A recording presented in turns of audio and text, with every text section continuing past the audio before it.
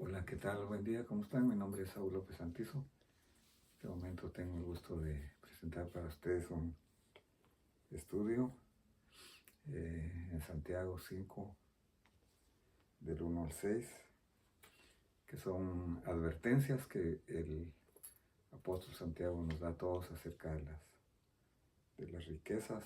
Vamos a ver cuáles son estas advertencias, cuáles deberían de ser las actitudes y conductas o reacciones adecuadas, correctas.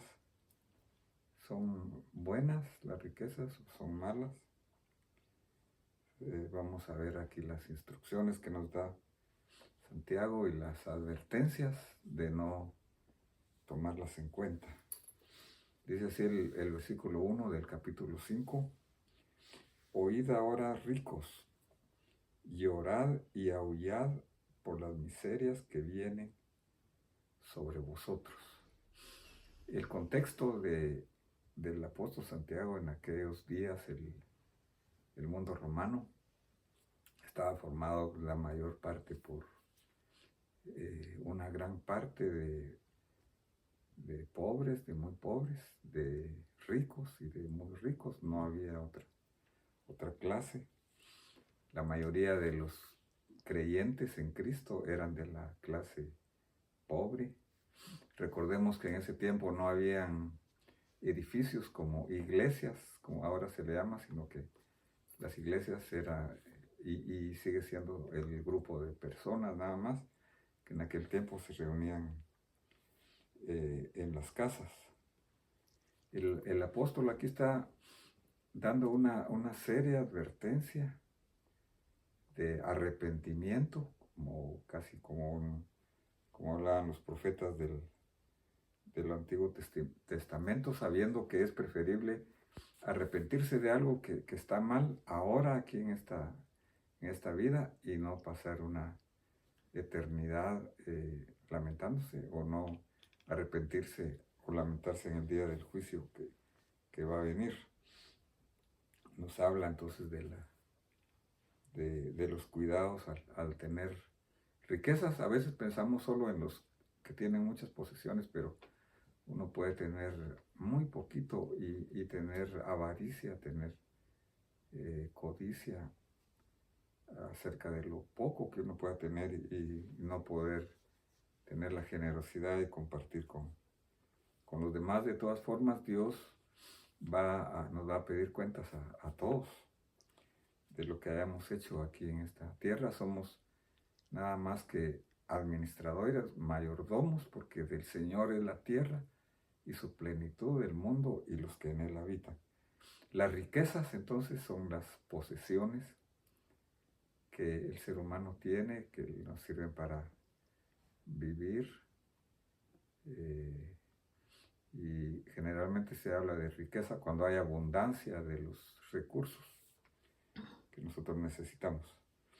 Entonces las riquezas en sí, vamos a decir que no son ni buenas ni malas, sino más que todo depende de dos cosas: de la actitud y la conducta que tengamos hacia ellas. Jesús mismo tenía entre sus seguidores a personas muy ricas, como el caso de José de Arimatea. Estaba también Zaqueo y Bernabé, que era una persona muy rica. Además, en el Antiguo Testamento también tenemos a personajes, por ejemplo, Abraham, que era una persona que tenía muchas posesiones y que tenía fe. David, que era un hombre que agradó a Dios también y tenía muchas posesiones. Entonces el llamado es a no poner nuestro corazón en las cosas, en las riquezas, sino ponerlas en Dios, y al mismo tiempo ser generoso más que todo con los necesitados.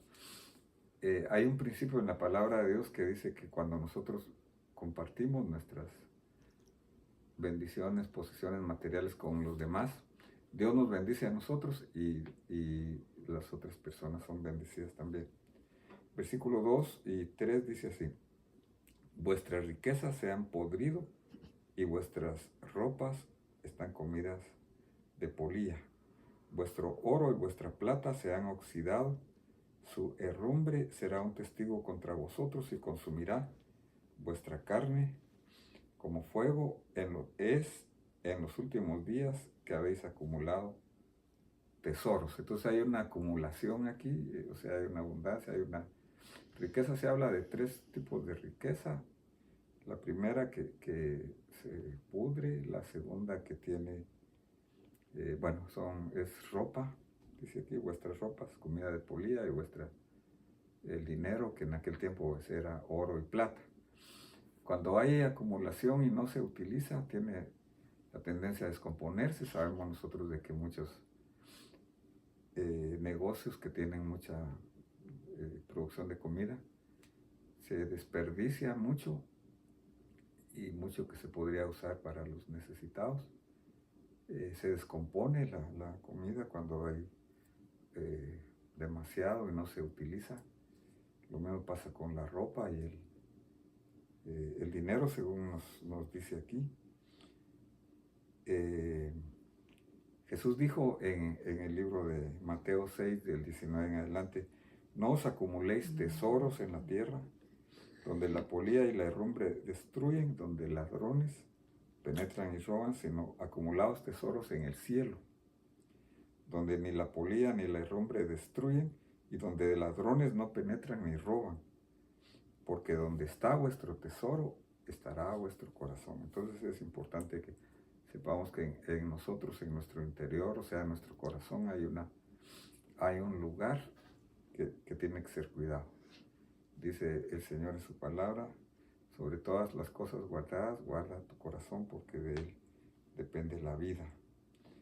Entonces tenemos que evitar tener el amor a las riquezas en una forma egoísta, con avaricia, que es el amor al dinero, y esto se llama también idolatría, lo cual está contra los mandamientos de Dios, que Jesús lo resume en 2, en Mateo 22, del 37 en adelante.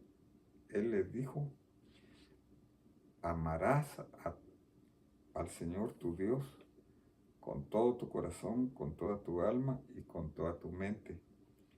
Este es el grande y primer mandamiento. Y el segundo mandamiento es semejante a este: amarás a tu prójimo como a ti mismo. O sea que aquí está hablando de los 2 mandamientos: amar al Señor y ponerle a Él en primer lugar en todo, no a las riquezas, no a nada que hay en este mundo. Y en segundo lugar, amar a nuestro prójimo como a nosotros mismos, especialmente a las personas más necesitadas. Sigue diciendo nuestra lectura en el versículo 4: mirad el jornal de los obreros que han segado vuestros campos. En aquel tiempo la agricultura era muy difundida, era una de las principales formas de la economía. Han segado vuestros campos y que ha sido retenido, dice, el jornal ha sido retenido por vosotros. Clama contra vosotros, el clamor de los segadores ha llegado a los oídos del Señor de los ejércitos. Aquí está hablando de el Señor de Sabaoth, que es alguien que pelea en contra de alguien que es enemigo. Habéis vivido lujosamente sobre la tierra y habéis llevado una vida de placer desenfrenado. Habéis engordado vuestros corazones en el día de la matanza. Habéis condenado y dado a muerte al justo, y él no os hace resistencia. Entonces, una forma equivocada de obtener riquezas es a través de la injusticia, a través del robo, del engaño, de la corrupción, que daña a los demás y está en contra de los principios divinos. Él juzgará entonces a todos los que hagan esto. Dice que hay que ser justo con el pago a los trabajadores. Si alguien tiene trabajadores, no retener el salario, no engañar como hacían en aquel tiempo los trabajadores, los dueños, los que pagaban a los trabajadores. Y la oración de ellos había llegado a los oídos del Señor de los ejércitos, dice, quien pelea por los necesitados. Entonces el Señor no condena a nadie por ser rico realmente, sino lo que condena es la codicia, la avaricia, que es idolatría, la independencia de Dios y la falta de generosidad con los necesitados. El Señor Jesús cuenta una historia en Lucas 16, del 19 en adelante, donde cuenta la historia de un hombre que se llamaba Lázaro y otro hombre que no menciona el nombre, pero era un hombre rico, el rico y el Lázaro. El rico dice que gastaba su dinero, lo desperdiciaba, se saciaba, hacía banquetes con esplendidez, y en su puerta, en su portón, estaba un mendigo que se llamaba Lázaro. Dice que él anhelaba comer de las migajas que caían a la mesa del rico, pero él no le daba. Y tenía llagas en su piel. Y dice que aún los perros, que se sabe que comen de las migajas de la mesa, aún esos perros lamían las llagas de este hombre que posiblemente necesitaba tratamiento médico, no solamente comida, sino que tratamiento. Pero los dos fueron juzgados porque el hombre pues tiene final, está establecido a los hombres que mueran una vez y después el juicio. Dice que el hombre rico fue al tormento, y el Lázaro fue al seno de Abraham. Vamos a ver entonces de que el hombre rico no fue al lugar de tormentos por ser rico, sino por su actitud que tenía de independencia a Dios. Y el hombre pobre no fue al paraíso por ser pobre también, porque fue ahí donde estaba Abraham, que es el padre de la fe. O sea, es por la fe que somos nosotros salvos. Y ahí también Abraham era un hombre que era posiblemente mucho más rico que este otro hombre que fue condenado. Pero el problema es vivir en una forma independiente de Dios. No tener temor de Dios y no saber que solo somos administradores. El Señor nos ha dado las cosas para que las disfrutemos y también las compartamos. Entonces el llamado a Dios, ya para terminar, es que cada uno de nosotros, ya sea que tenga muy poco o que tenga mucho, o que tenga ni mucho ni poco, que sea ganar las cosas en una forma honesta, en una forma justa, dependiendo de Dios y siendo generoso con los demás. Las posesiones materiales son temporales y todo va a llegar a su fin. Dios nos va a pedir cuenta.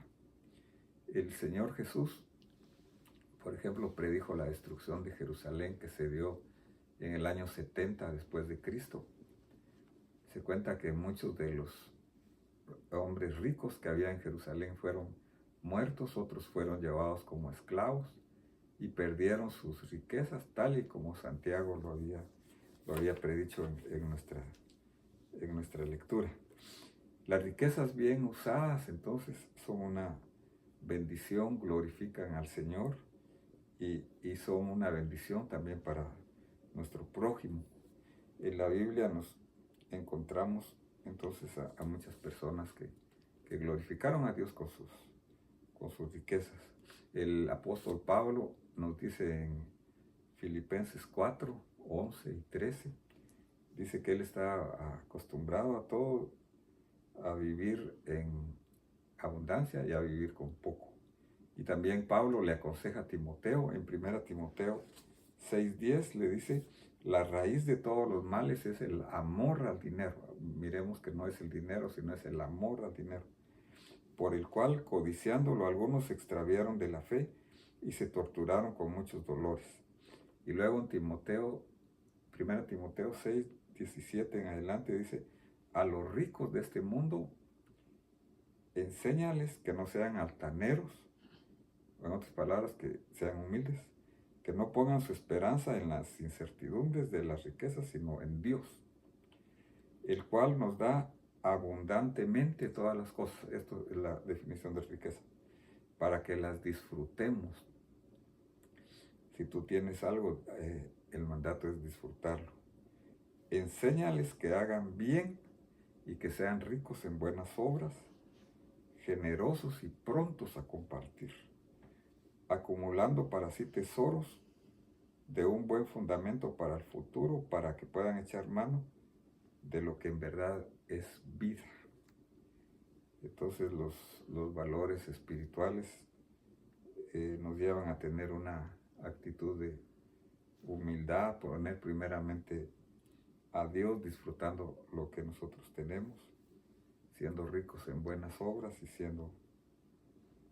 sabiendo que viene el día final donde Dios nos va a pedir cuentas. Que Dios te bendiga en este momento. Espero que esta reflexión sea de bendición en tu vida práctica. Te invito a escucharla otra vez, a compartirla, a seguirnos en los siguientes videos. Si no te has suscrito, te invito a que lo hagas haciéndole un clic a la campanita para recibir tus notificaciones.